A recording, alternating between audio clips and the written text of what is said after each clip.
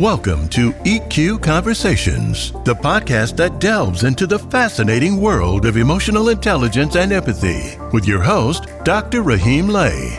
He will provide you with extraordinary content on these crucial aspects of human interaction and more. It's time to cultivate your emotional intelligence. Here's Dr. Lay.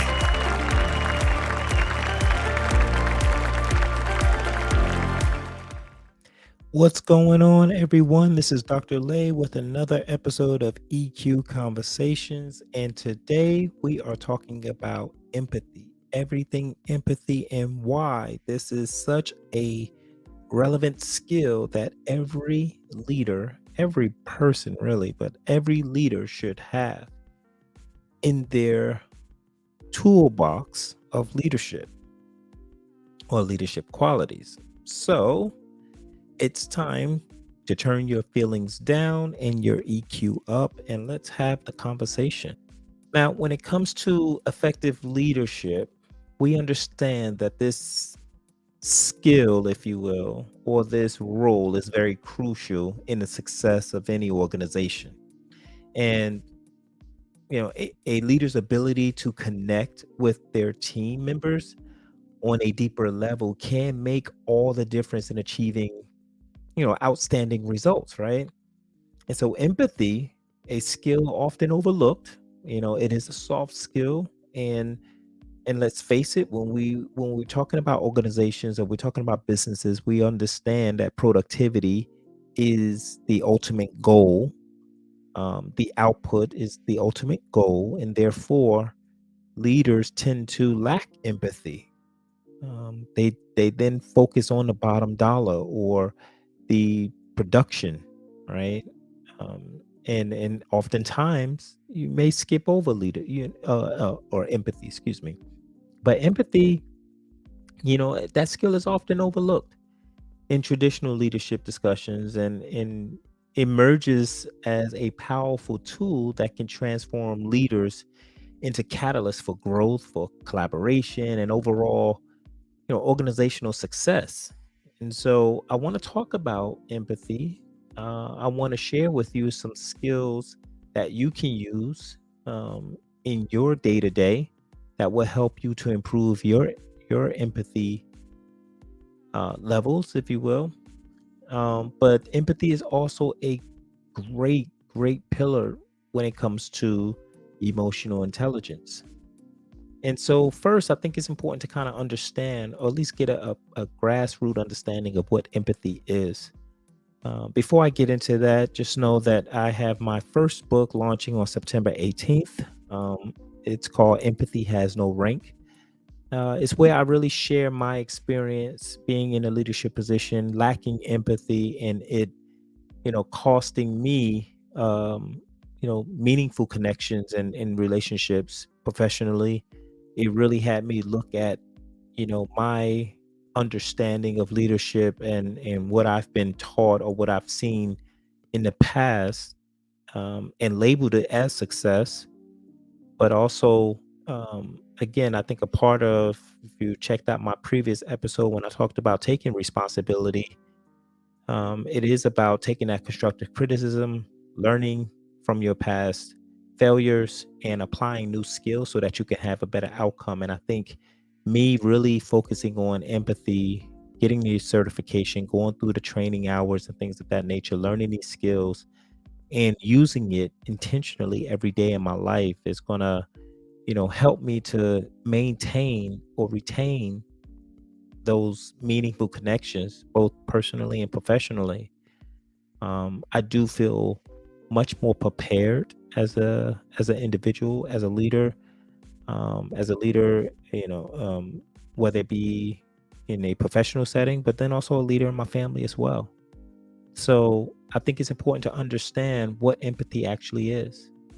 And empathy is the capacity to understand and share the feelings and perspectives of others. And it goes beyond sympathy, right? You have empathy, that's the ability to feel as someone, where sympathy is more of having the ability to feel for someone, right? And with sympathy, which is merely recognizing another person's emotions, but empathy requires actively putting ourselves in someone else's shoes, perceiving their experiences and responding with genuine care and understanding. And then as a leader, possessing a high degree of empathy enables you to forge deeper connections and fostering that trust and cultivating a inclusive work culture.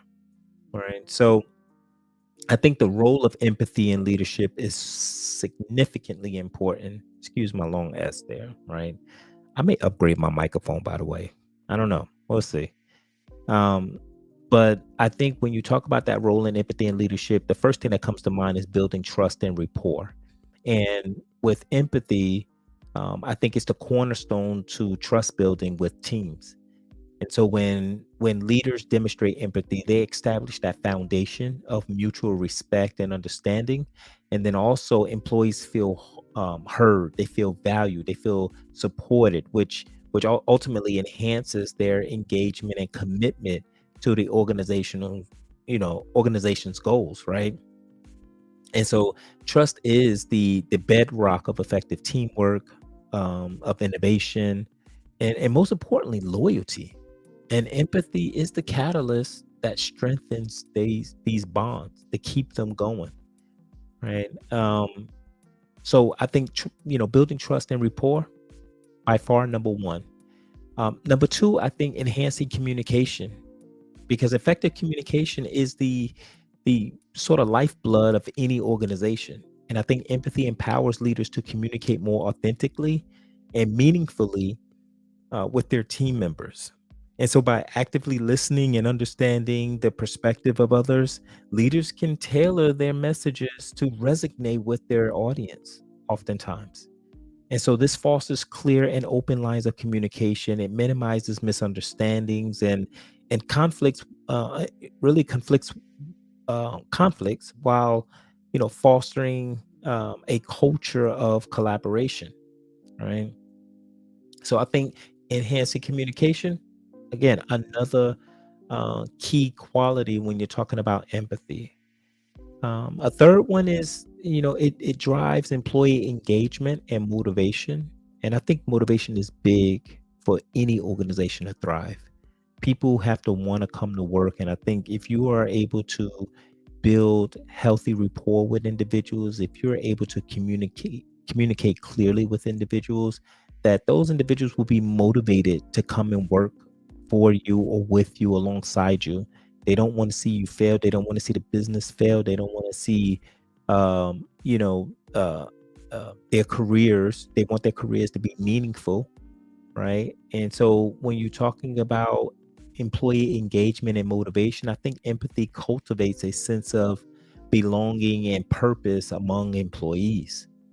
And so when leaders show genuine care for their team members, well-being or their aspirations, it really creates a motivating environment where individuals feel valued and supported, right? And I want you to think about that, when you think about who you work for, if you are, in a leadership role, do you feel valued?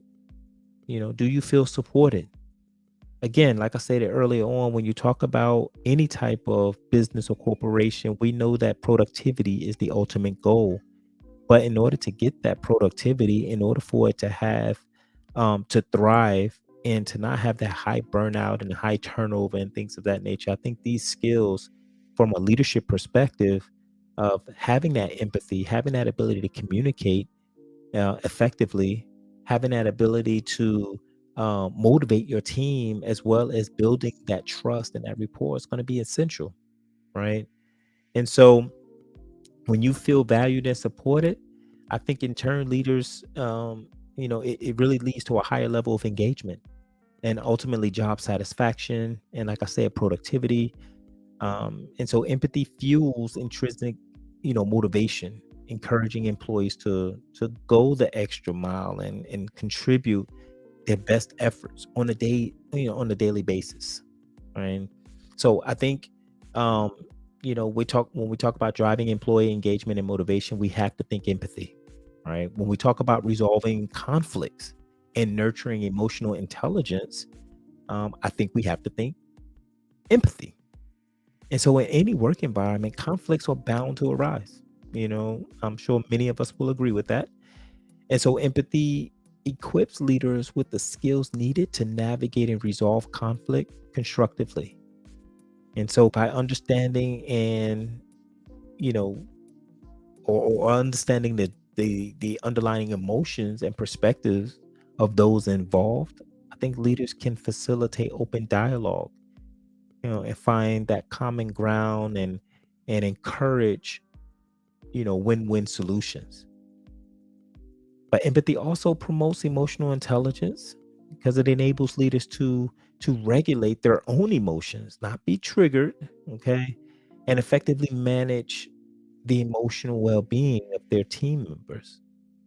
I mean, as many of you know, I served in the United States military, both Army and Air Force, as a fighter as well as a mental health provider. And I can assure you, the times that I've been downrange or anybody that's in a leadership position, when you are unable to regulate your own emotions, it's very hard to trust your leadership decision making. Very hard. So I think, when we talk about empathy and the promotion of EQ or emotional intelligence, it really enables leaders to regulate their own emotions, so that they'll be able to manage the emotional well-being of their team members, right? Because they practice it themselves, they know what to look for, they know how to handle it. I think that's super important, right? So you have to cultivate empathy as a leader. And so while some individuals may possess a natural inclination towards empathy, I think that it is a skill that can be cultivated and refined over time. It's ever evolving, it's always something to learn, new to learn. And at this time, I just kind of want to give some strategies. I'm taking this straight out of my book, but I just want to give some strategies for leaders to enhance their empathetic abilities. And these are skill sets that, I of course, not only doing the research, but just going through the training and again getting the life coaching certification as an empathy instructor. One of the things that I think is key for us as leaders is to make sure that we are well aware of what active listening is. And basically, when it comes to active listening, in short, it's just listening attentively, to your team members and giving them your undivided attention.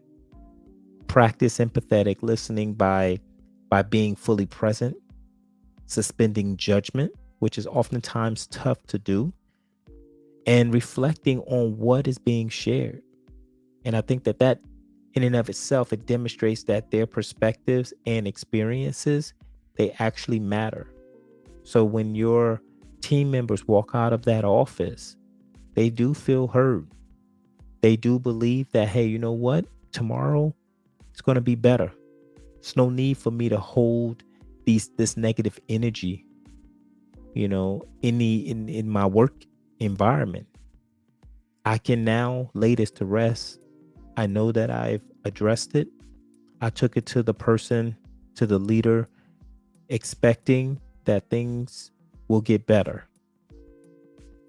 But I think one skill that leaders should really focus on incorporating is active listening, the ability to listen attentively.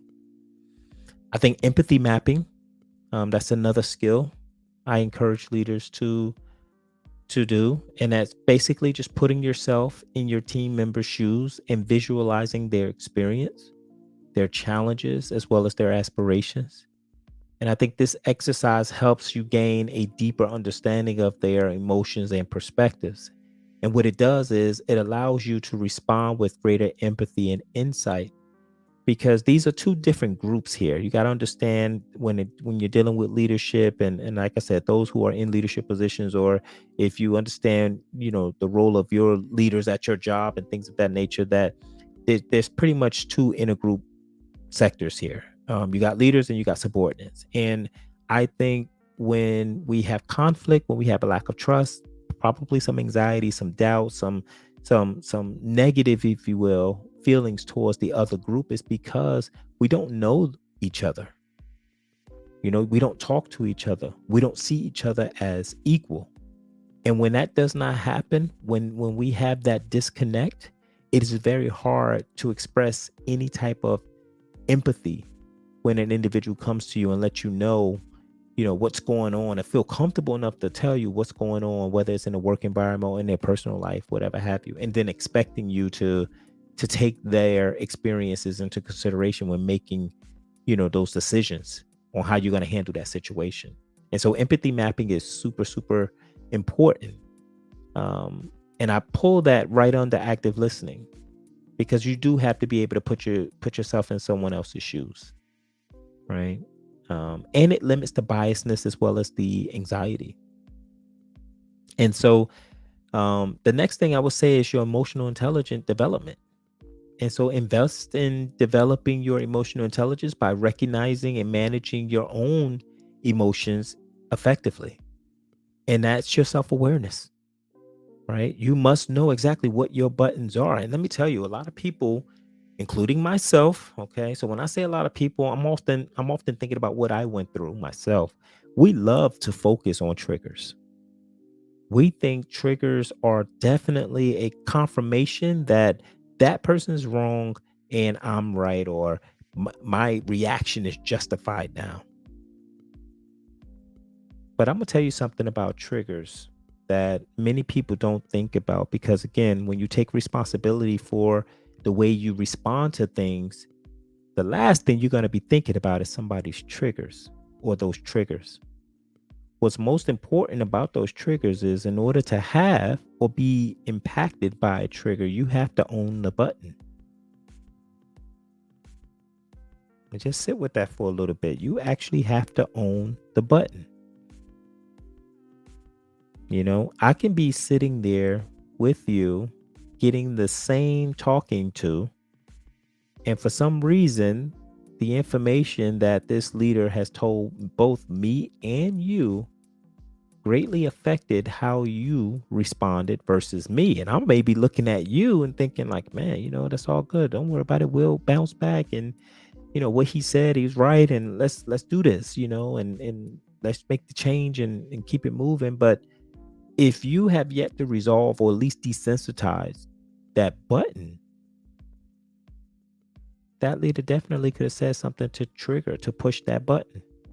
But why do you own the button? Why is it there? What purpose is it serving?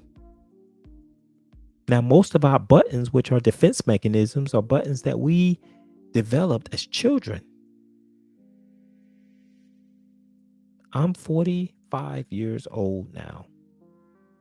If I created a button, if I used a defense mechanism back when I was 7 years old, and that button, every time it's pushed, I'm going to react a certain way. I'm basically, as a 45-year-old man, I'm basically running back and getting a 7-year-old to resolve my problem.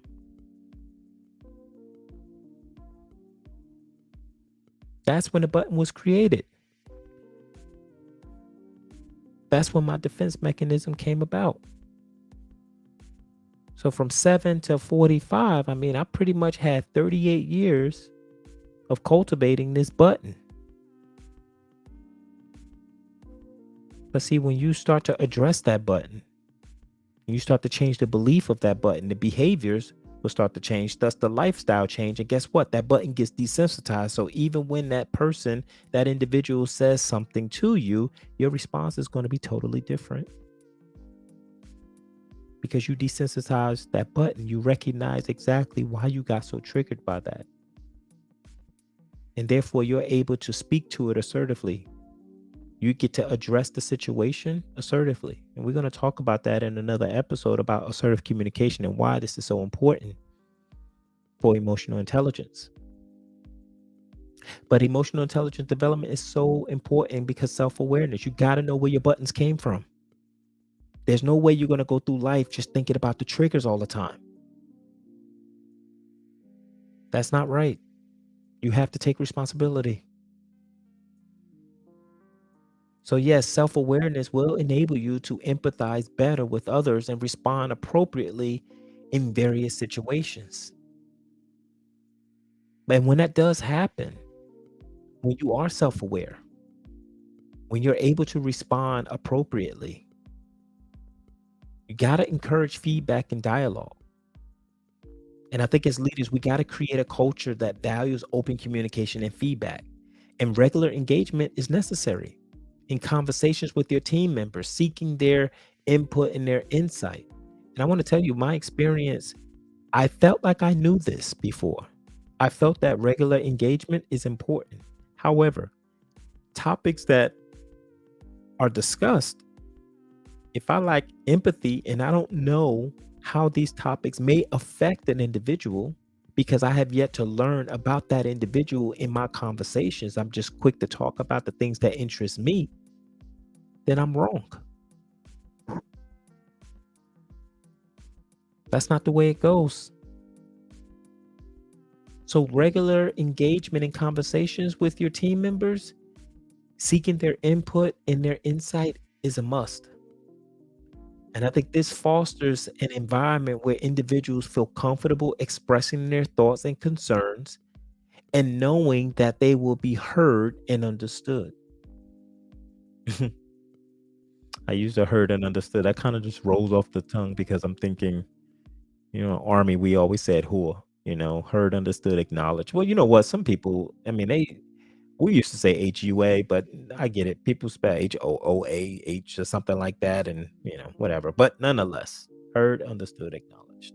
Um, so yeah, those are four characteristic traits that I think, or skills, that I think when cultivating empathy as leaders, you should definitely try to employ in your your leadership tool bag. And again, that's active listening, empathy mapping, um, um, emotional intelligence development, that self-awareness, right? That relationship management, right?